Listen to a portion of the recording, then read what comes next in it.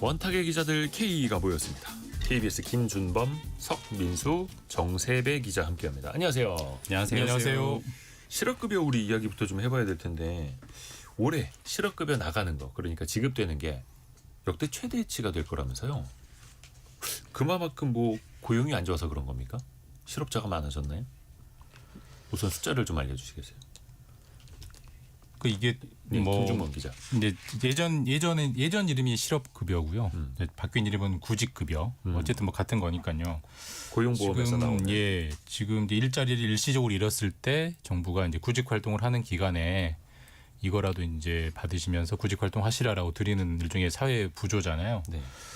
이게 2월부터 10월까지 9달 연속 월 지급액이 1조 원을 넘고 있습니다. 그러니까 매달 1조 원을 9달 연속 넘은 거고요. 기간수로 따져보면 1조 원을 이상 나간 게 역대 최장 기간이라고 합니다. 물론 11월 같은 경우는 이제 1조 미만으로 줄었기 때문에 10달 연속 1조 원 이상 지급해서 딱 끝났습니다만은 말씀하신 대로 급여 지급액이 상당히 늘고 있고 다만 이제 이게 실업급여를 많이 받는다는 것은 이제 실업 상태에 있는 사람이 많다는 건데 요인은 둘 중에 하나겠죠. 일자리를 잃은 사람이 늘었거나 아니면 일자리 자체가 줄었거나. 근데 지금은 상대적으로 일자리 자체가 많이, 그러니까 구인이 확실히 줄어든 느낌이 있고요. 그것 때문에 이제 실업급여를 받는 사람이 많고 왜 일자리가 줄어드느냐?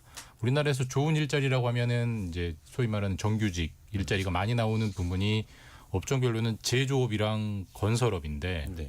뭐 건설업, 뭐 주변에 아파트 많이 안 짓잖아요. 당연히 일자리가 줄어든. 건설업은 지금 거의 3년 내내 연속 일자리가 줄고 있고요. 제조업도 뭐 요즘 뭐 반도체, 자동차 기업들은 돈을 엄청나게 법니다만 네. 다 미국 공장에서 지어가지고 미국에 파는 거지. 국내 생산 시설은 점점 줄어들고 있어서 그러니까 소위 말하는 좋은 일자리를 만들어주는 양대 축이 제조업이랑 건설업인데 여기가 부진하니까 일자리가 줄어들고. 그러니 일자리를 못 구하는 사람이 늘어나고 그러니 구직급여를 수령하는 분들이 많아지고 그런 안 좋은 부정적인 연쇄 효과가 나고 있는 것 같습니다. 네. 그러게요. 김형진 님이 요즘에 어디 식당 가도 홀서빙을 로봇이 하고 있다라고. 우리 주변에서도 또 많이 볼 수 있는 거예요. 키오스크로 주문을 하고 로봇이 또 갖다 주고 그게 사실은 일자리 한두 개였었는데 그게 또 사라졌다라는 거고. 뭐 항상 나오는 이야기인데 사실은 이제 취업 시장 좋지 않다라는 것뿐만 아니라 구직자의 뭐 눈높이가 너무 높다 맞지 않는다라는 이야기 항상 따라붙지 않습니까? 고민이 되는 지점이긴 합니다만. 정세배 기자. 근데 그런 면만으로는 좀 볼 수가 어려운 게 이 어제 나온 통계 중에 하나 좀 눈에 띄었던 게 있어요. 네. 그러니까 아까 김준범 기자가 설명을 했지만 신규 신청자 수는 이게 단순히 뭐 계절적 요인을 배제하고서라도 뭐 지난해, 지지난해 같은 11월과 비교했을 때 감소를 했어요. 분명히. 근데 이제 구인 배수라고 하거든요. 이게 뭐냐면 쉽게 말하면 구직자가 뭐 얼마나 있는데 이 구직자를 찾는 일자리, 구인 건수죠. 이건 얼마나 있느냐 이 비율을 따지는 건데 쉽게 말하면 숫자가 클수록 좋습니다. 1이라면 뭐 이제 구직자 수와 구인자 수가 단순하게 이제 매치가 되는 거예요. 근데 이 숫자가 아주 급격하게 줄어들고 있어요. 그러니까 구직 신청자 수도 주는데 구직급여 신청자 수는 줄고 있지만 이 구인 배수는 훨씬 더 급격하게 준다는 거는 쉽게 말하면 구인, 직업을 찾는 직업에 대한 그 어떤 공급 자체가 그 사람을 찾는 매우 적은 거예요. 그러다 보니까 눈높이 차원에서 그렇죠. 눈높이 차원에서만은 언급할 수 없을 것 같다는 게 이런 면에서 좀 드러난다고 봐요. 네. 그러게요. 사람을 많이 뽑습니다가 돼야 되는데 요즘에 또 그렇게까지도 않는다라는 거고 뭐 로봇 AI 그 영향도 또 없지 않아 지금 있을 테고요. 그러니까 아직 AI랑 로봇이 일자리를 없애는 영향이 본격화됐다고 보기는 어렵거든요. 이제 초입이잖아요. 네, 초입. 그러니까 AI가 일자리를 근본적으로 줄일 거냐, 아니면 새로운 일자리를 더 만들어낼 거냐에 대한 논쟁은 치열합니다만, 어쨌든 새로운 일자리를 만들어낸다고 해도 그건 상대적으로 시간이 많이 걸릴 것이고, 당장 눈에 보이는 일자리를 많이 없앨 텐데 아까 뭐 서빙도 말씀하셨지만 그 영향이 아직 본격화되지 않았는데도 이 정도니까 더 본격화되기 시작하면 구인, 그러니까 사람을 구하는 업주들은 점점 줄겠죠. 그렇게 되면 더 안 좋아질 확률이 높다라고 봐야 될 것 같습니다. 근데 그 10월 통계만 봐도요. 실업급여 수급자 사람은 좀 줄었고요. 이 구직급여를 신청하는 사람도 줄었다고 하는데 구직급여 즉 실업급여 지출은 더 늘었다고 합니다. 이거는 어떻게 설명을 해야 되는 겁니까? 그러니까 이제 성민수 신규 기자. 신청자는 10월에 이제 7만 5천 명으로 지난해보다 뭐 15%, 16% 정도 줄었다. 그다음에 네. 이제 지급자도 줄었다고 하는데 그 뭐 지급 기간의 문제도 있고요. 그다음에 전반적으로 그러니까 요즘에 보면 사실 이걸 뭐 부정수급이라고 하기는 좀 그럴 수는 있는데 유튜브에 좀 찾아보면 바로 나오는 게 9개월 일하면 6개월 받을 수 있다. 뭐 이런 공식처럼 나오고 그다음에 어떻게 하면 이걸 받을 수 있는지 이런 것도 막 알려주거든요. 저도 이렇게 봤더니 금방 할 수 있. 특히 뭐 교육 몇 번 받아야 되고 몇 번은 센터 가야 되고 이런 거 알려주는데 사실 그게 뭔가 개인의 부정으로 우리가 치부를 해서 보기보다는 그게 일종의 사회 구조화되는 거예요. 특정 계층에서 그렇게 9달 일하고 그다음에 이게 자발적인 사직은 안 되잖아요. 네. 그래서 뭐 업주와 협의를 뭐 이면 협의를 하든지 아니면 마찰을 일으키든지 해서 어떻게든 사업장을 나와서 구직 급여를 받고 이런 사람들은 사실 구직 활동을 한다기보다는 일종의 이게 생활 패턴이 돼 있기 때문에 뭐 이 구직 활동을 하는 게 아니죠. 그냥 6개월을 버티고 또 다른 일자리를 찾아가는 거죠. 이런 계층들이 좀 늘어나고 있다. 그다음에 이런 게 모수를 좀 차지하고 있다. 이런 측면도 좀 고려를 해야 할 것 같습니다. 그러니까 3번 이상 반복해서 이 구직급여를 즉 실업급여를 수급하는 사람 1년에 11만 명? 이런 데이터도 있더라고요. 근데 그게 또 온라인에서는 몇 개월 일하고 몇 개월 이거 수급하는 방법을 또 알려주는 거고 일부의 이야기일 수는 있겠습니다. 뭐 문제는 이게 기금이 고갈돼 간다는 거잖아요.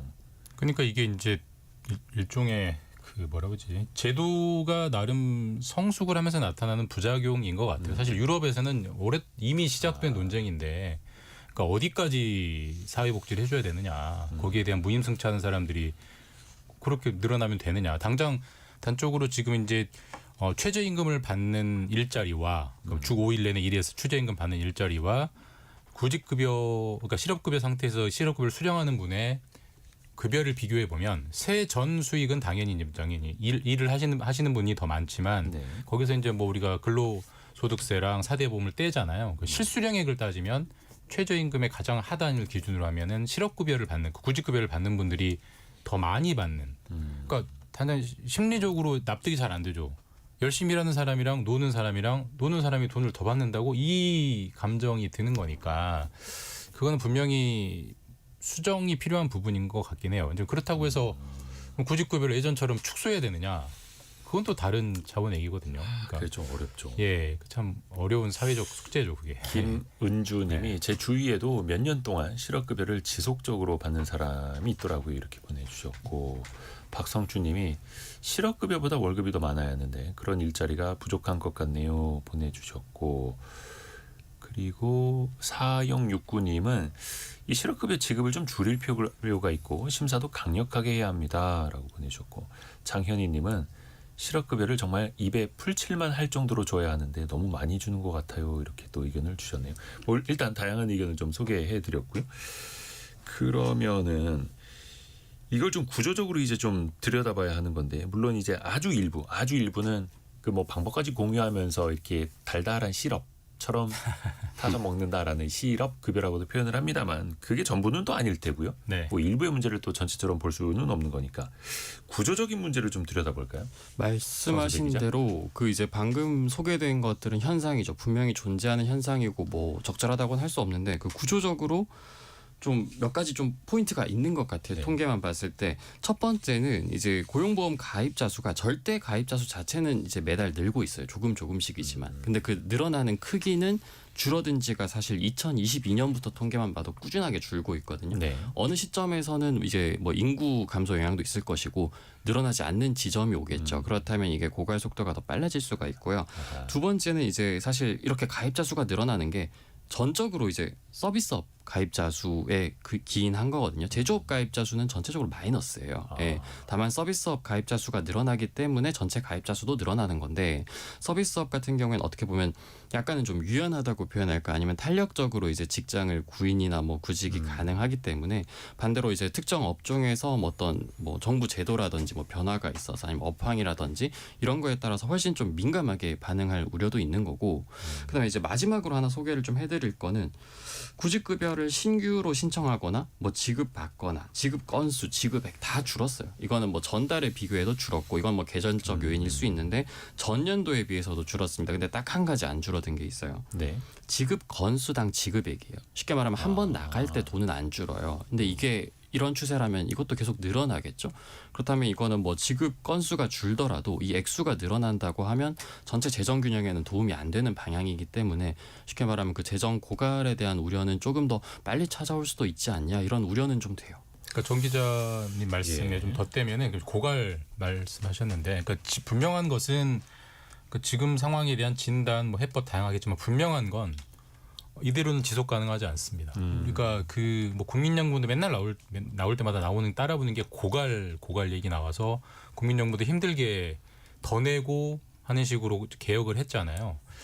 고용보험, 그러니까 이 실업급여, 구직급여도 정부에서 세금으로 주는 게 아니고 우리가 낸 고용보험료를 모아서 우리가 낸 돈이죠. 그걸 종잣돈으로 실업자들에게 나눠주는 구조인데, 네. 그러니까 보험료를 걷어서 보험금을 주는 구조인데 이미 현재 적자, 누적 적자가 마이너스 4조 원입니다. 지금 당장 돈이 없기 때문에 고용보험 기금은 다른 기금에서 돈을 꼬옵니다. 그래서 지금 주고 있고 이미 빵꾸가 났어요. 그러니까 결국 그러면은 더 걷든지, 그러니까 고용보험료를 더 요율을 올려서 더 걷든지, 아니면은 굳이 급여액을 줄여서 보험금을 줄이든지 둘 중에 하나, 둘 다 고통스러운 선택인데 그걸 하지 않으면 계속 적자는 쌓일 거고요. 이거는 결국 나중에 이게 누적이 어느 정도 누적 적자가 일정한 수준을 넘어서면 또 정부 재정으로 메워야 되는 건데, 그러니까 그건 바람직하지 않고, 그러니까 지금 상태로는 지속 가능하지 않다. 어떻게든 손을 대야 된다라는 건 분명한 사실이죠. 예. 9003님이 실업급여 받을 만큼만 일하고 그만두고 쉬는 사람도 보셨다고, 2번 이상은 받을 수 없게 법을 고쳐야 됩니다. 이런 의견도 주셨고, 반대로 또 박영은님은 부정수급 때문에 지급 금액을 만약에 줄이면 어려운 사람은 어떻게 사나요? 이렇게 반문도 해주셨고요. 이런 사연도 있네요. 9895님이 작은 사업체를 운영하는 사장입니다. 실업급여 받게 해달라고 협박하는 근로자들 때문에 너무 힘듭니다. 사장이 받게 해주는 것도 아닌데 무조건 받게 해달라는 사람이 많아요. 이런 건 이슈가 안 돼서 슬프네요. 이렇게 또 보내주셨고,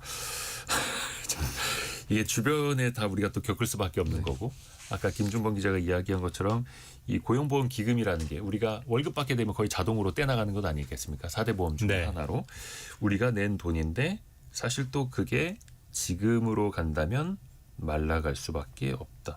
그래서 뭐 예를 들어서 갑자기 뭐 금융위기나 경제위기라도 닥치면 그걸 더 많이 내줘야 될 텐데, 기금을 붓는 사람보다 받아가는 사람이 또 많아지게 될 텐데, 그것은 과연 우리가 대비하고 있는가? 그러면 뭔가를 이제 고쳐 나가야 되는데, 그런 방법은 고용보험을 더 내게 하거나 덜 주거나 뭐 반복 수급 횟수를 제한을 하거나 뭔가 좀 해법이 있을 것 아닙니까?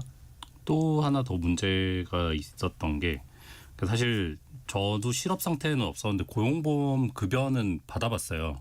이게 뭐냐면 네. 육아휴직 할 때 육아휴직 급여, 모성보호 급여라고 하는데 이 육아휴직 급여를 고용보험에서 지출을 하거든요. 그래서 거기 들어가면 그 고용보험 신청하는 데 가서 신청을 하게 되게끔 돼 있는데, 네.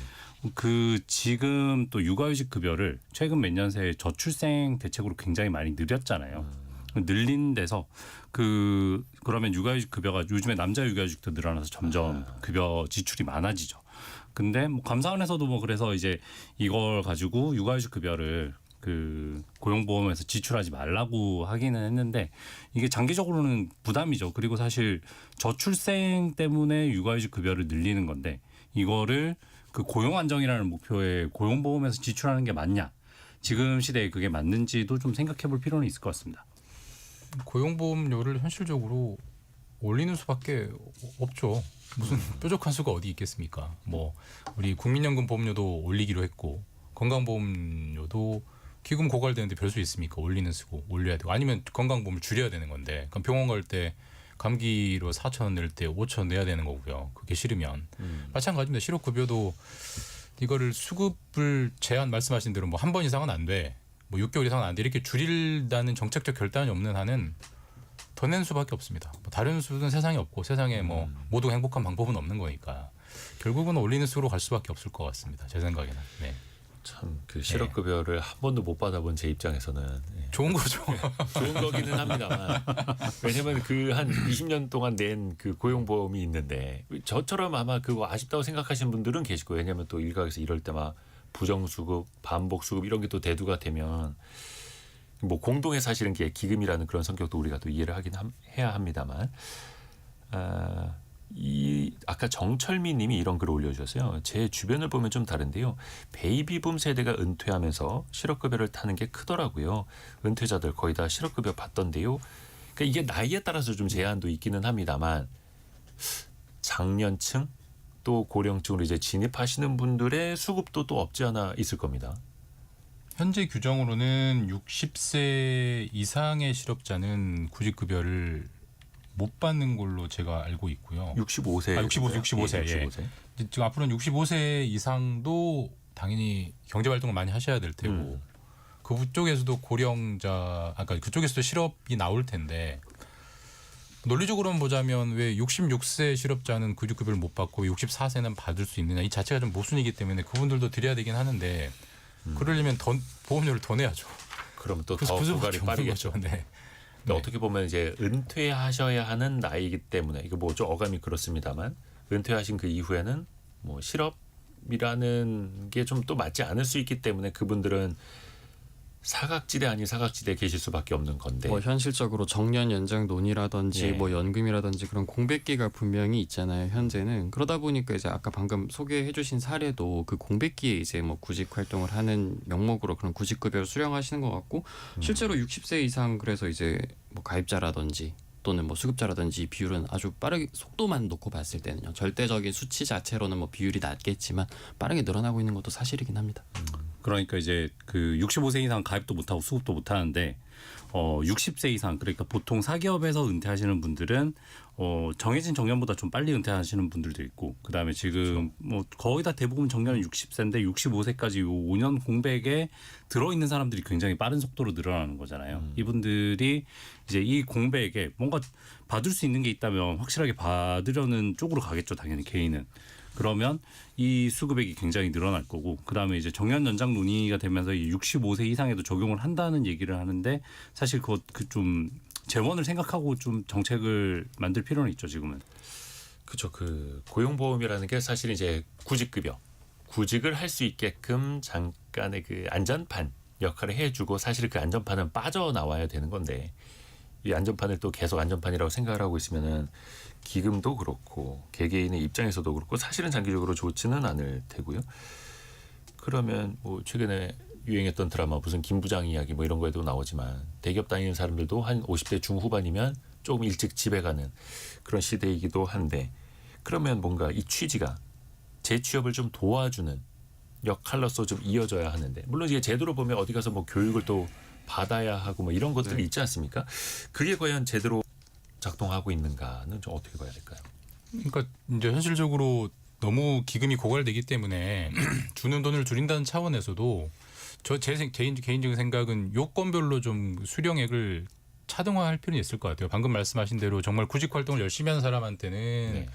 뭐 예를 들어서 6개월만 주기로 했다면 3개월 더 준다든지 반대로 구직 활동을 안 하고 그냥 아무 활동이 없으면은 뭐 덜 준다든지 이런 식의 차등은 분명히 필요한 것 같은데 다만 이건 우리보다 먼저 이런 실업급여, 구직급여 형태를 도입한 곳이 이제 대표적인 게 유럽인데 거기서도 전혀 해결하지 못하고 있는 난제입니다. 사실 그거는 그 나라에서도 굉장히 민감한 이슈고 사실 그것 때문에 정권이 바뀌기도 하거든요. 그러니까 구직급여를 어떻게 할 거냐, 실업급여를 어떻게 할 거냐, 사회복지 수준 어떻게 할 거냐. 사실 그래서 뭐 우리가 뭐 당연히 우리도 현실적으로 해법이 없긴 한데 우리만 겪는 난제가 아니다. 그렇죠. 그러니까 뭐 인간의 심리는 다들 비슷하니까요. 그래서 예.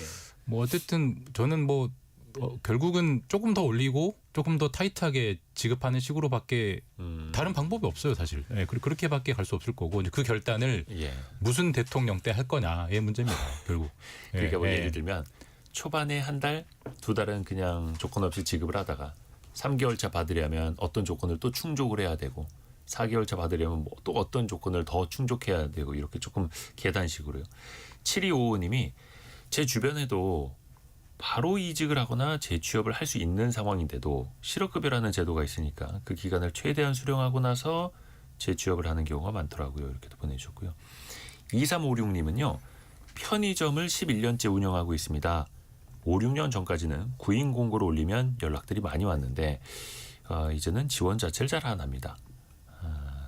뭐 이분의 의견입니다만 나라에서 돈을 주기 시작하면서 이렇게 된 것 같습니다라고 보내셨고 요즘에 그래서 미얀마 출신 직원으로 모두 대체됐습니다. 이렇게 보내주셨네요. 1090님은 좀 쓴소리를 보내주셨네요. 대한민국 고학력의 자존심 그걸 외국인 노동자들이 가져가는 거죠. 이렇게도 보내주셨고 이게 참 생각할 거리가 많습니다.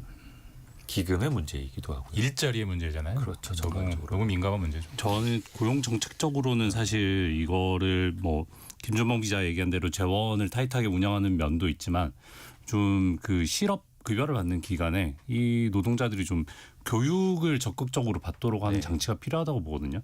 지금은 뭐 인터넷으로 온라인 강의 4번 듣고 그다음에 워크넷에 가서 일자리 구직하려는 활동을 좀 하면 그게 다 되는데 그게 아니라 좀 전문적인 분야에서 교육을 좀 받고 그다음에 고용보험의 그 급여 자체도 교육을 받았을 때 좀 더 많은 돈을 받을 수 있는 방향으로 디자인을 해서 사람들이 이 지금 있는 분야에서 실업이 생겼을 때 좀 다른 분야의 숙련도를 높여가지고 일자리가 좀 필요한 분야로 또 공급이 일어나게끔 정부가 좀 그런 유도를 해야 되지 않나 그렇게 보거든요. 근데 분명한 거는 굉장히 인기 없는 정책입니다. 우리가 복지 정책의 가장 대표적인 대명제 중에 하나가 아예 안 주면 몰라도 네. 줬다가 뺏는 게 제일 힘들 거거든요. 못하죠 네. 정치인들은. 그러니까 그거를 과연 어느 정권이 할 수 있을까? 왜냐하면 그 실업급여를 받는 사람들은 안 받는 분들은 상관없지만 받는 사람들이 200만 원 받다가 150만 원 준다고 하면 누가 좋다고 하겠어요, 그거를. 인간의 심리로. 그걸 과연 할 수 있느냐. 예. 사실 잘 모르겠습니다. 오늘 진짜 많은 분들이 네. 의견 보내주고 계세요. 김승일님이 구직 활동하지 않으면 실업급여 안 나갑니다. 기본값입니다. 이렇게 보내주셨고요. 근데 또 이제 반대로 다른 분들 이야기 들어보면은 구직 활동 한 것처럼 이력서만 지원한 것처럼 눈속임을 하는 경우가 있죠. 네. 면접만 본 것처럼 또 이런 분들도 있고 근데 그건 또 개개인의 다 케이스다 보니까요. 신승호님은요. 실업급여 받는 사람들은 절벽길을 걷는 사람들이라고 생각합니다. 또 이렇게 보내주셨고요. 여러분이 또 많은 의견 보내주신 덕분에 또 우리도 생각할 거리가 더 많았습니다. 조금 더 기금의 안정성 또 일자리가 더 풍부해지는 그런 세상이 또 오기를 바라는데요. 자 일단은 경제상식 퀴즈 한 번 더 내드리고 또 저희